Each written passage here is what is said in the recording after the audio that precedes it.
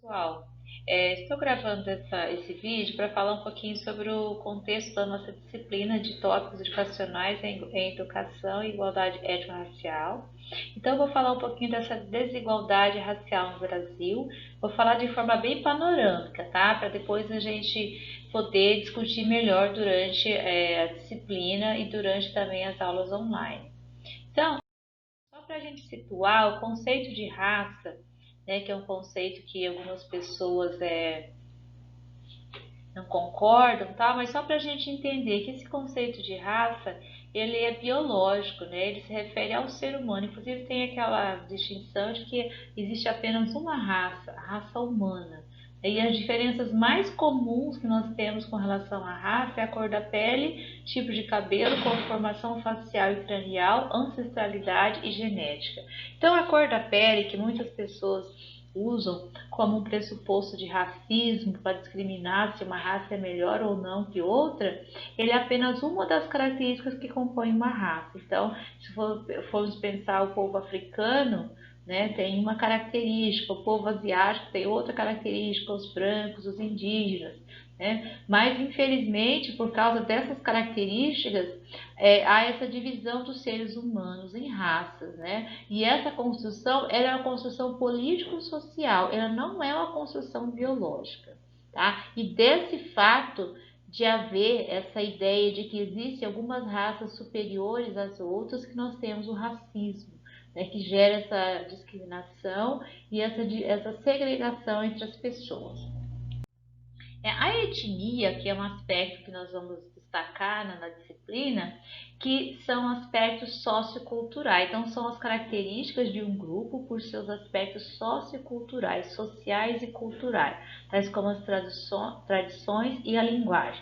Se formos pensar no Brasil, por exemplo, que nós temos a etnia dos indígenas com as suas culturas, tradições, que foram se mesclando, né, à cultura brasileira, a cultura africana, a cultura europeia, nós temos até traços de cultura oriental, asiática, no caso dos japoneses, chineses, que nós temos várias coisas que estão dentro da nossa cultura, foram incorporadas, alguns alimentos, algumas práticas. Né? Então, a etnia ela se refere ao âmbito cultural. Né? Um grupo étnico é uma comunidade humana definida por afinidades linguísticas, culturais e semelhanças genéticas. Então, não é só a característica física, mas também essa construção cultural e social desses grupos. E muitas vezes essas etnias também elas reclamam, né, essa estrutura social, política e território. O exemplo que a gente percebe no nosso país são os indígenas e os quilombolas. As relações raciais no Brasil. Então, o Brasil, nós aprendemos desde quando nós estudamos, eu lembro dos anos iniciais, que tinha essa história do Pedro Álvares Cabral, que descobriu o Brasil, etc. Então, até hoje, nós temos essa formação do povo brasileiro baseada em 3 raças, a branca, a negra e a indígena, né, que foi essa formação.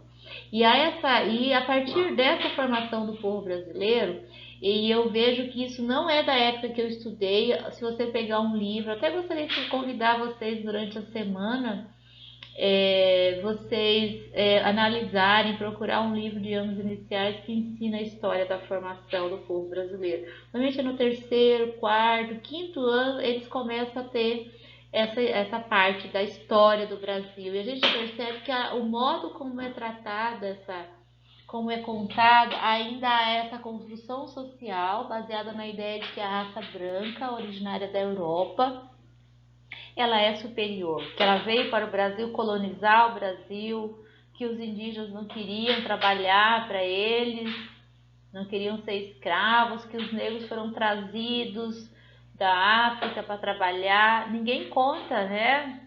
Não sei qual é o critério que se utiliza, mas não é contado, né? Que houve essa colonização por exploração no Brasil, que eles tentaram escravizar os índios, mas não conseguiram, que houve a dizimação de grande parte da população indígena, que os negros foram sequestrados, presos, torturados para poder fazer esses trabalhos. Então, coloca como se a raça, né, europeia que veio para cá colonizar o país estivesse fazendo uma bondade, ai que legal. Não, infelizmente não foi isso. Se você pegar comparar com os Estados Unidos, eles foram colonizar a Nova Inglaterra, que se chamava, eles foram colonizar, eles foram morar naquele país. Eles construíram aquele país, apesar de ter tido escravidão também, né? Ter dizimado os indígenas. Mas eles queriam um novo lugar para viver. E aqui no Brasil não, eles queriam apenas um lugar para explorar. Não é?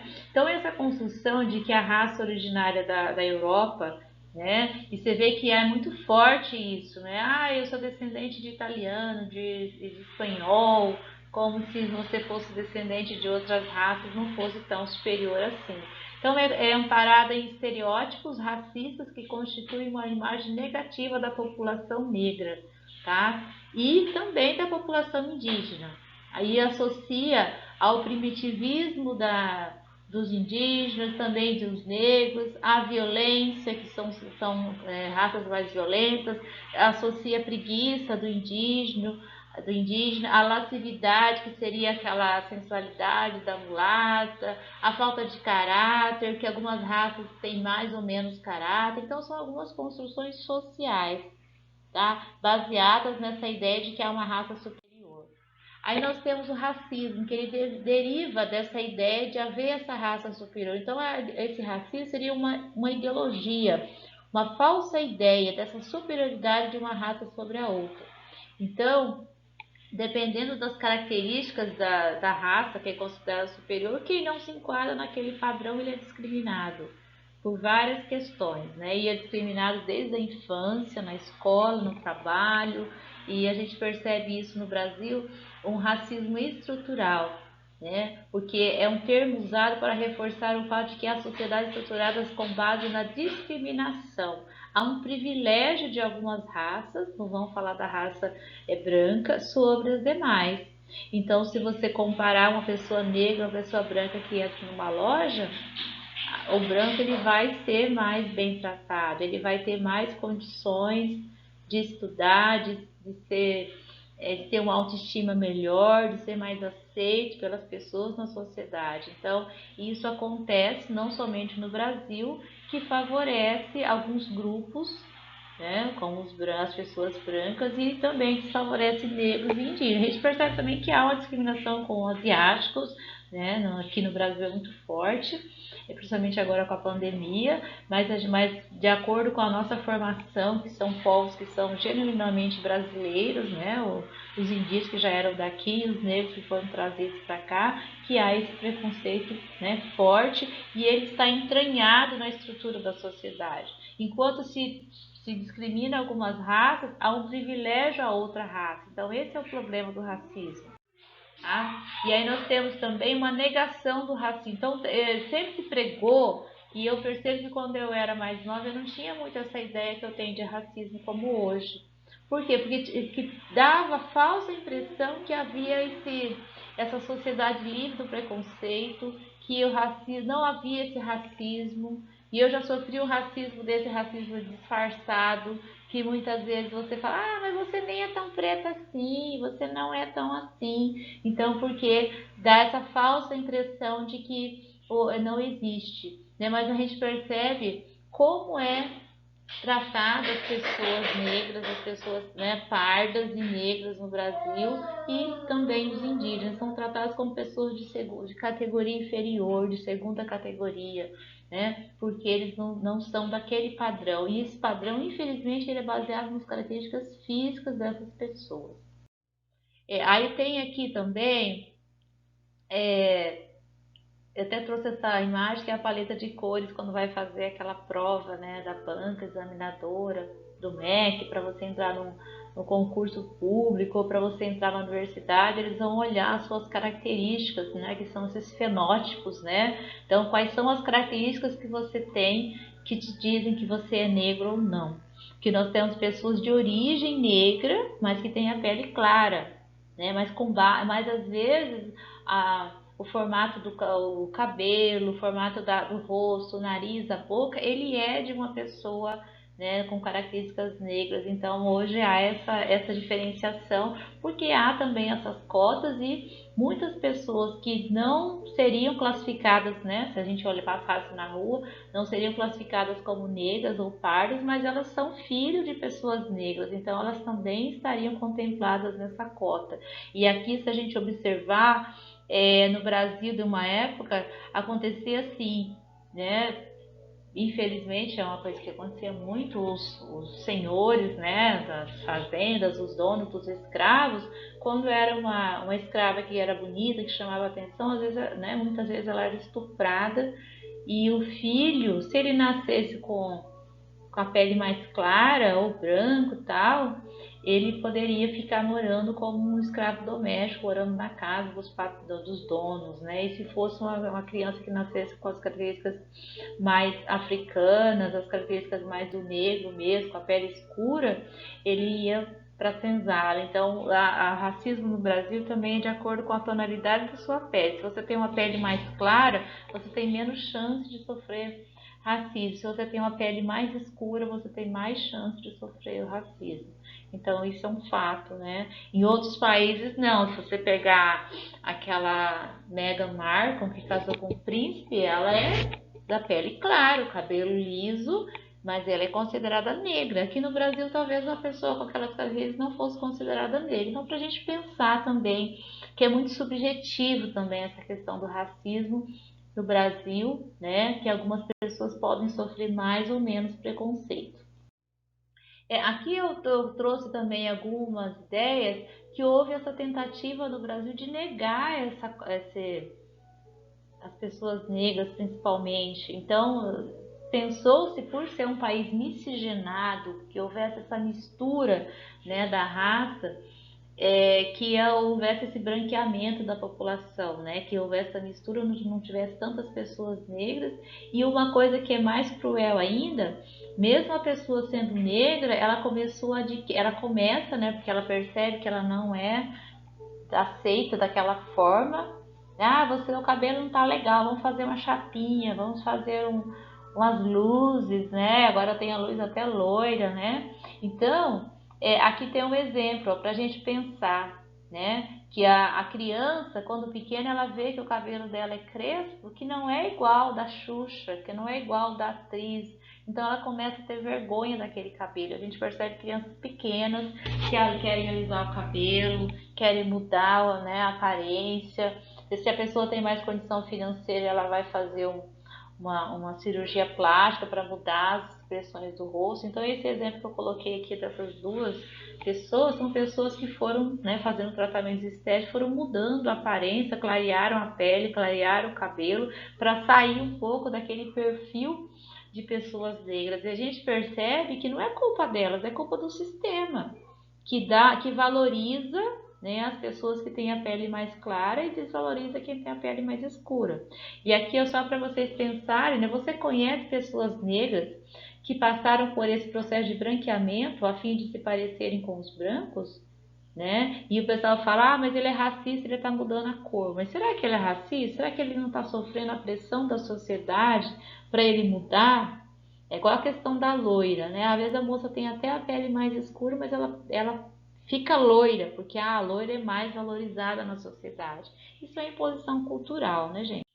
Aí nós temos aqui a situação dos negros no Brasil, só para vocês verem, né, que havia, né, a ideia de que não havia racismo no Brasil desde quando os negros tiveram a liberdade, que eles eram, né, livres, e que essa situação de pobreza, de desvantagem social, que isso não existia. E aí começaram a perceber que o Brasil é um país, né, começaram a entender que já sabiam, mas muitas vezes era negado, e e aí começaram a ter ações para combater o racismo, para diminuir as desigualdades, né, entre as pessoas brancas e as pessoas negras. Aí só aqui falando um pouquinho a questão do negro no Brasil. Então, para a gente perceber que são praticamente metade da população é de pretos e pardos. A maior população negra fora da África está no Brasil, é a segunda maior população negra do mundo. Então, observem que o Brasil ele é um país com a população praticamente de pessoas, e a gente percebe esse preconceito fortíssimo, né? Então, apesar disso, a desigualdade social, né?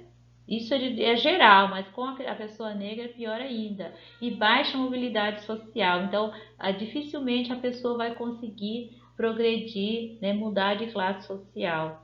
A população negra tem os piores acessos, né, piores condições de acesso a bens e serviços públicos, tá? Normalmente as pessoas mais pobres não têm condição se você for pensar, rede de esgoto, serviço de saúde, atendimento. A gente vê na Covid, eu já vi uma estatística de que a morte de pessoas negras é muito maior, porque os negros são os mais pobres, né? Existem pessoas brancas pobres, mas a maioria são pessoas negras, tá? E essa desigualdade racial, ela não é, né, fator apenas da desigualdade econômica. Essa desigualdade racial era por causa da dificuldade que as pessoas negras têm de acessar os mesmos lugares, os mesmos bens que a pessoa branca tem, tá? Então esse fator aqui de discriminação racial não é exclusivamente por causa da desigualdade.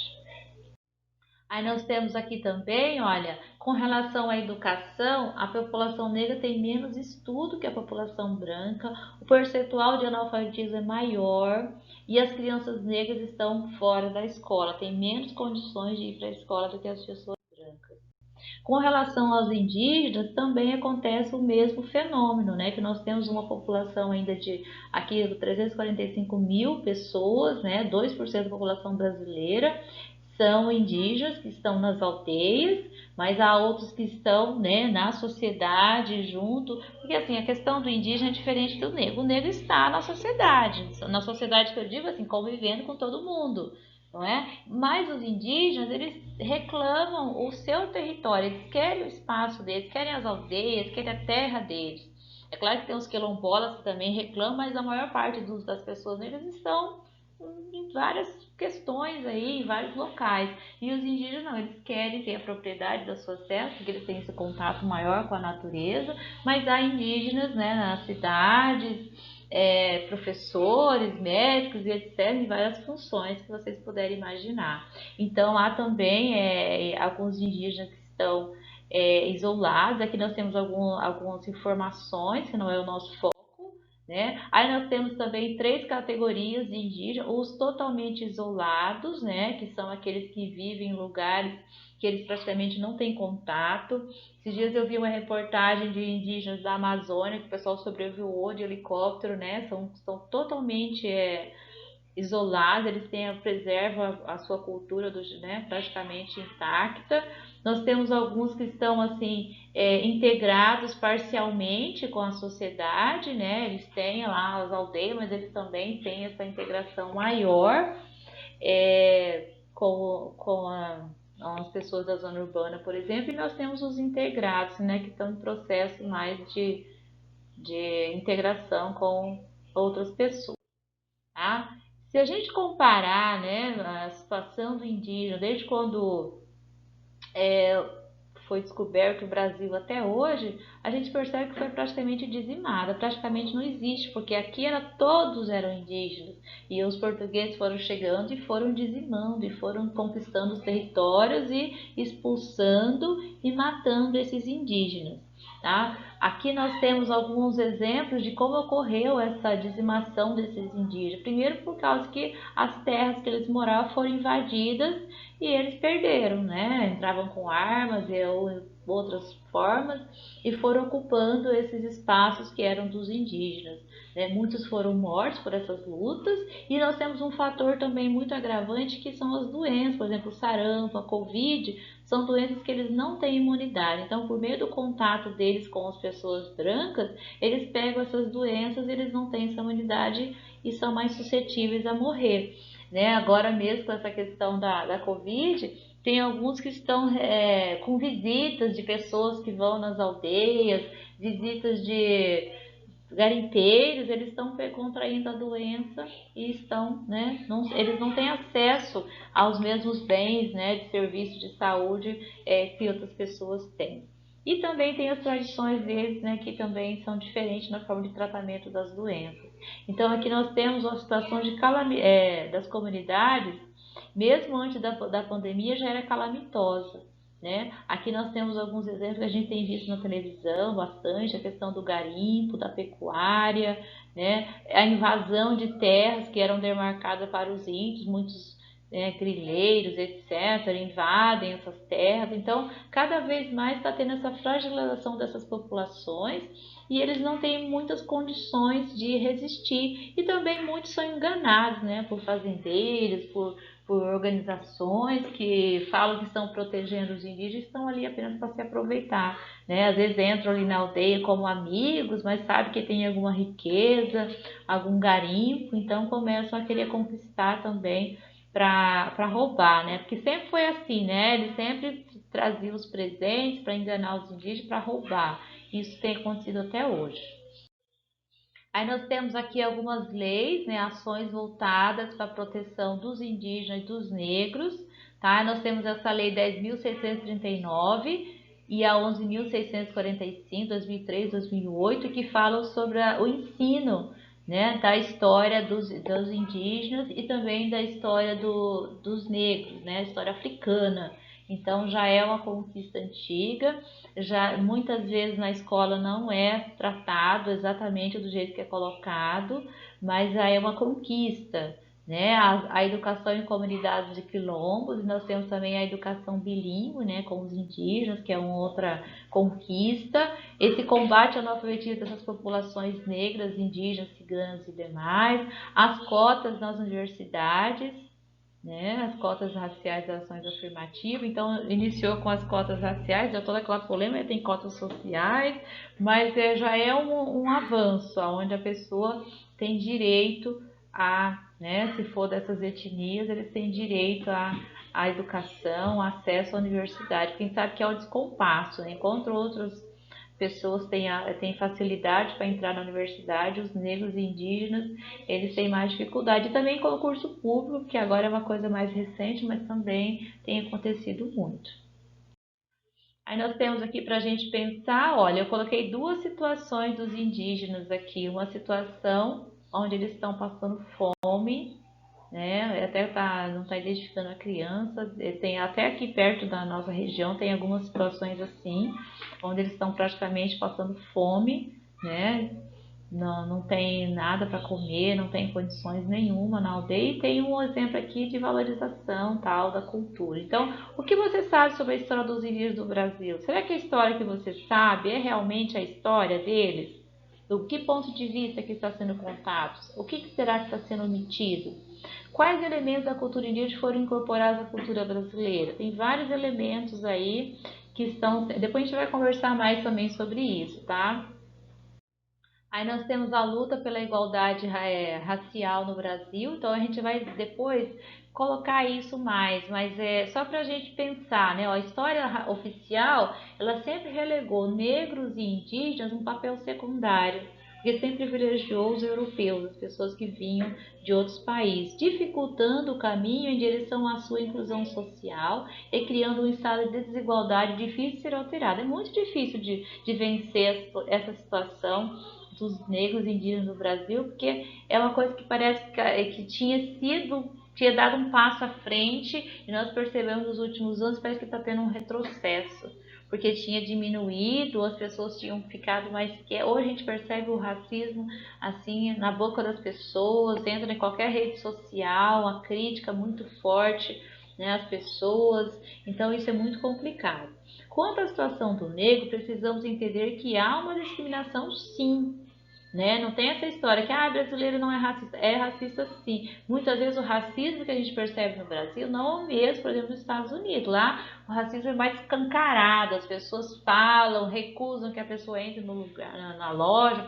Aqui no Brasil ele é mais velado, onde a pessoa faz uma piadinha, um sorrisinho, olha com desconfiança, né? Ignora aquela pessoa, então é um racismo diferente. Mas a gente percebe que esse tipo de racismo que vai descartando a pessoa negra, ele causa essa questão dessa forma estrutural, porque vai impedindo que a pessoa negra tenha acesso a cargos. Onde você vê um diretor de escola negro, um chefe de uma empresa negro, né? É muito mais um professor universitário negro. Eu tô a única ali no campus, né? Então por quê? Porque é mais difícil de você alcançar esses postos, né? É muito mais difícil, porque as chances de você conseguir, né, chegar em algum posto diferente, ele é muito mais difícil para quem é negro. E, normalmente o negro ele é pobre, então já acumula duas dificuldades ali.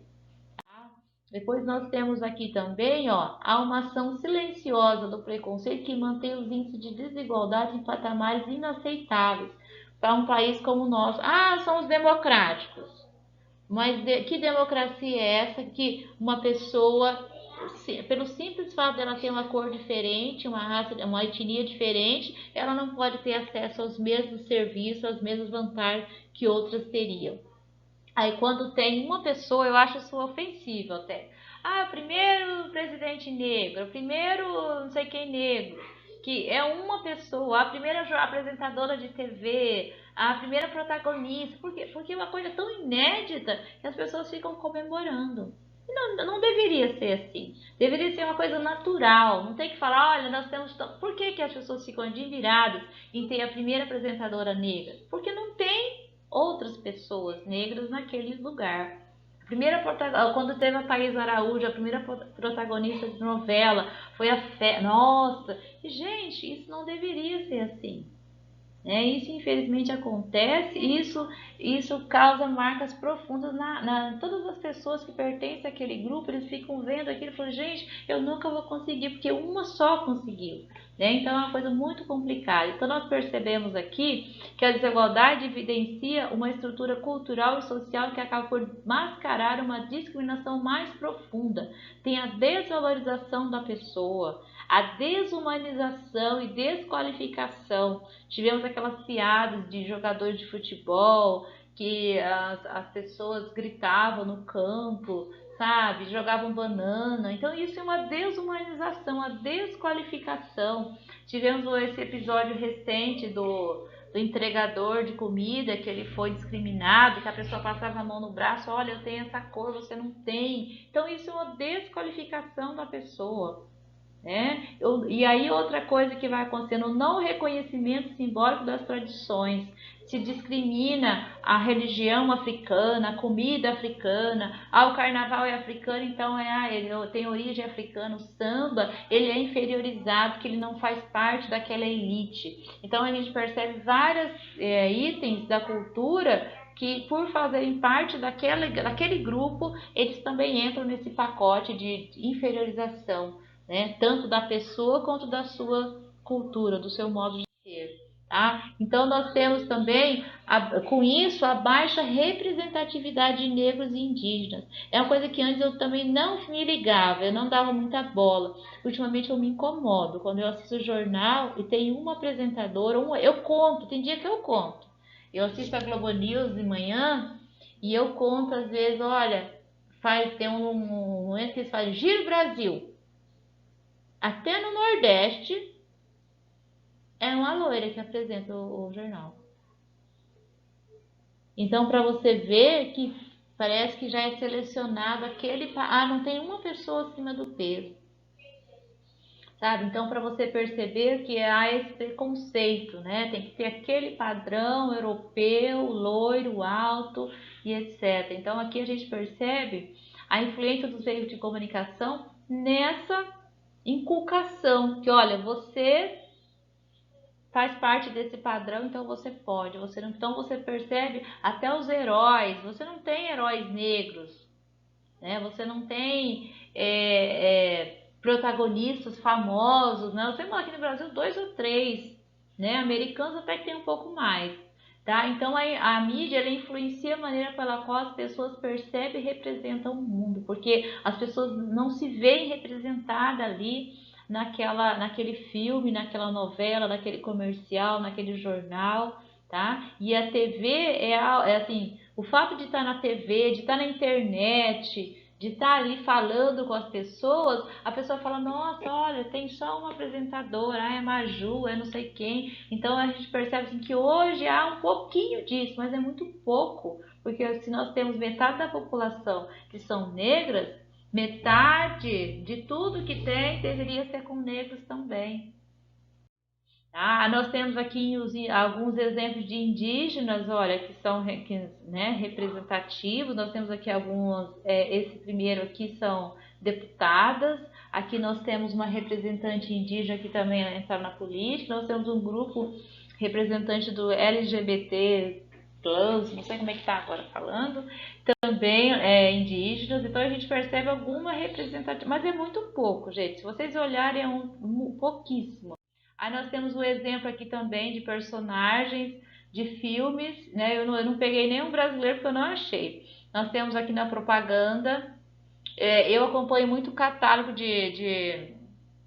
catálogo não, sites de lojas virtuais e tal, e agora eu percebo que há mais modelos negras, né? Não somente modelos brancos, mas tinha uma época que homens negros também, antes não tinha na propaganda, até aquela propaganda de margarina que todo mundo critica, né? Sempre aquela família tradicional branca, de classe média. Nós temos aqui o Pantera Negra, que foi um sucesso por causa do quê? Por causa que era um filme que tinha toda essa o super-herói, né? Eu acho que é o único super-herói que eu lembro que é negro. Aqui nós temos também uma polêmica que tivemos, né, recentemente da Ariel, né, ser representada, vai ter um live action, né, um filme assim, com personagem de verdade, e aí teremos né, foi mostrada essa personagem, nossa, o pessoal ficou horrorizado, né, para você, a Moana também, que é uma personagem com a pele mais morena. Então, assim, para a gente pensar, né? Eu convido vocês nessa disciplina a pensar situações, né, que impossibilitam, né, essa igualdade racial. E vocês, como futuras professoras, vocês vão conviver, porque a escola pública é um espaço, a escola como um todo, mas a pública é mais comum, né? Vocês vão ver crianças com várias características e trabalhar essas questões na sala de aula, promover a igualdade, promover a autoestima da criança negra, da criança indígena, que nós temos aqui na cidade bastante crianças indígenas nas escolas públicas, trabalhar isso para mostrar, né, a importância que essas etnias têm para a formação do nosso povo, não apenas um tipo, mas trabalhar todos, valorização da cultura, valorização da autoestima, para diminuir esse índice de racismo que a gente tem no nosso país, que ele é muito pesado e infelizmente ele prejudica muito as pessoas. Muitas pessoas não conseguem crescer na vida profissionalmente, não conseguem ter chances na vida por causa que sofrem racismo. Tá? Então depois coloquei, ficou um pouquinho grande, mas fazer o quê, né, gente? Eu queria assim fazer uma abordagem meio que a gente vai fazer na disciplina, tá? E eu vou depois salvar, colocar lá no canal, que fica mais fácil para vocês verem. Depois, quando tiver a aula presencial, a gente pensar, conversar um pouco sobre o que vocês pensam desses temas. Tá bom? Abraço, até mais.